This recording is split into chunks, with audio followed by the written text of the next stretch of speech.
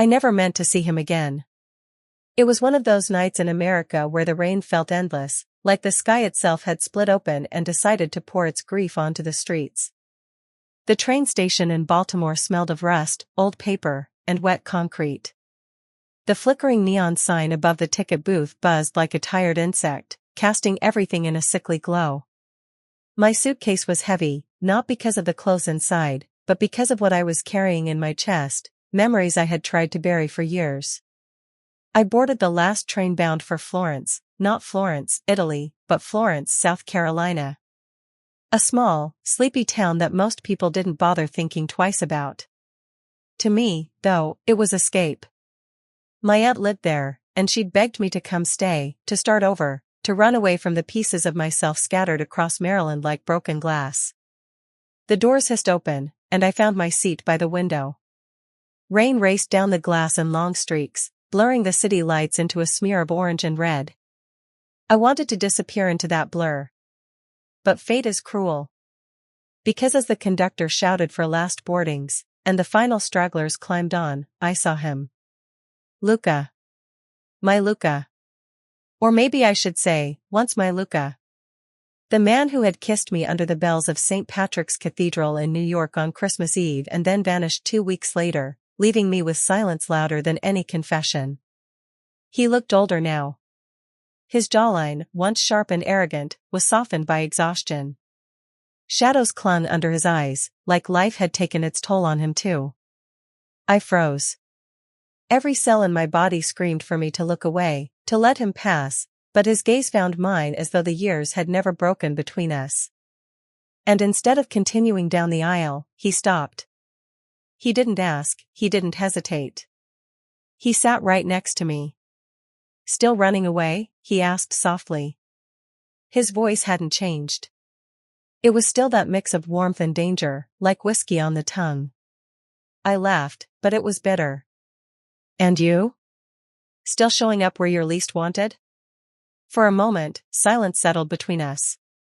The train lurched forward, pulling us away from Baltimore, into the stormy night. I thought maybe he would get up and leave, maybe he would respect the years of distance I had built. But instead, he leaned closer. And then it all spilled out of me. Every letter I had never sent. Every wound I had hidden. How I had stayed up nights wondering why he left, what was so broken in me that he couldn't stay. I told him about the men I dated afterward, how none of them could erase him. I told him about my mother's funeral, and how I kept waiting for him to walk through the church doors, the way he always promised he would be there for me.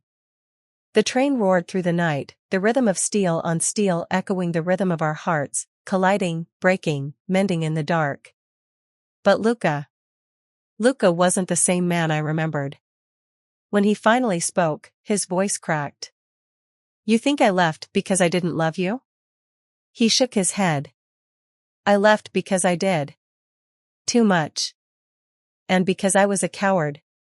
He told me things I never knew, that back then, he was drowning in debts, that his father's business had collapsed, that dangerous people had been after him. If I stayed, he said, I would have dragged you down with me. And I couldn't do that to you. I thought leaving you would save you. I wanted to hate him.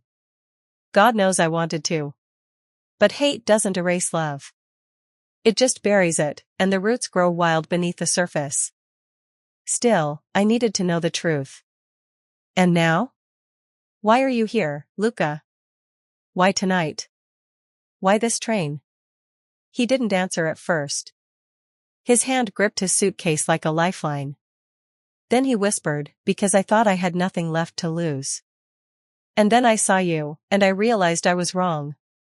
We sat in silence for a long while after that. The kind of silence that hums with electricity. I didn't know whether to cry, to scream, or to kiss him. My reflection stared back at me in the rain-smeared glass, and I hardly recognized the woman there. The train slowed at a small Virginia station. A group of college kids boarded, laughing loudly, bringing the scent of pizza and cheap beer with them. The moment broke, and I suddenly remembered reality. I wasn't that 19-year-old girl anymore. I had scars now, stories carved into my skin, and responsibilities that didn't exist back then. Do you think we can ever go back? I asked quietly. Luca looked at me with an honesty that almost killed me. No. But maybe we can go forward. It sounded like hope. But hope is dangerous. Hours passed. We shared fragments of our lives, me, the jobs I lost, the mistakes I made, the way I always felt like a ghost drifting through cities. Him, the cities he ran to, the near misses, the trouble that never quite let him go.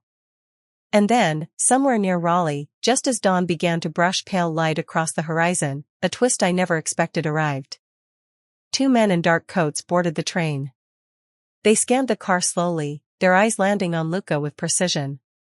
My stomach dropped. Luca's hand tightened over mine under the table. Don't react, he whispered. His voice was steel now, not whiskey. They're here for me. It hit me like ice. All the debts, the shadows, the secrets, he hadn't left them behind after all. They had followed him. To me. I wanted to let go of his hand. I wanted to stand up and shout for the conductor. But I didn't. Instead, I held on tighter. Because even in that moment of fear, all I felt was the same thing I had felt years ago. I still loved him. The men didn't act. Not yet. They sat 3 rows behind us, watching. Waiting. By the time we reached Florence, South Carolina, the golden light of morning had painted the station in warmth, but my body was cold. The train slowed, brakes squealing, people gathering their bags, yawning, stretching. Normal life resumed all around us, but not for us.